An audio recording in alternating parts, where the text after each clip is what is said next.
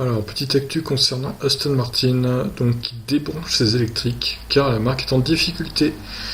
Menacé depuis quelques années, le constructeur britannique de voitures de sport a trouvé un investisseur de choix, mais redirigeant ses priorités hors de l'électrification de ses modèles. L'indépendance a un prix, mais un automobile difficile d'y survivre. Aston Martin est aujourd'hui en proie de grandes difficultés financières et a reçu un nouvel investisseur, ou plutôt un sauveteur. Le Canadien Lawrence Stroll reprend ainsi 16,7% du capital et investit, mais pas sans conséquence. Environ 595 millions d'euros pourraient être levés en 2020, cependant la priorité est donnée à une réduction des coûts et à la Formule 1. Aston Martin reprendra l'écurie Racing Point en 2021, propriété de Lawrence Stroll, et faisant courir son fils Lance. Au catalogue, l'accent sera mis ainsi sur les nouveaux modèles phares, comme les SUV DBX, l'hypercar hybride Valkyrie et la prochaine sportive hybride Valhalla.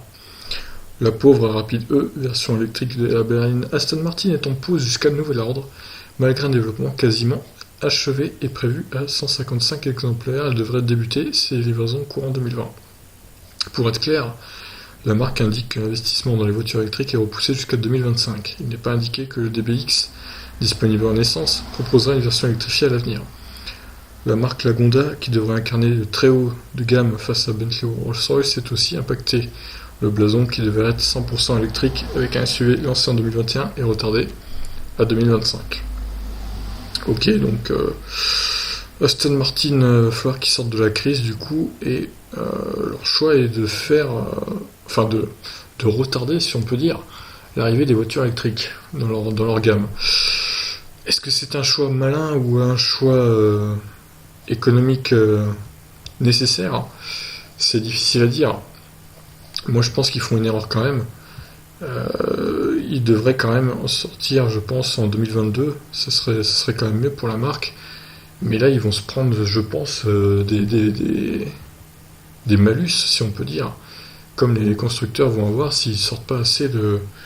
Après, je crois qu'il faut quand même que les marques vendent un certain nombre de voitures pour être malusées, entre guillemets, par les autorités. Donc à voir si Aston Martin pourrait se prendre des malus ou pas, mais bon, en tout cas, le fait est qu'ils ne vont pas sortir de voiture électrique avant 2025, et ça c'est quand même pas de bol pour la marque anglaise. Donc voilà, je vous laisse réagir suite à cette annonce.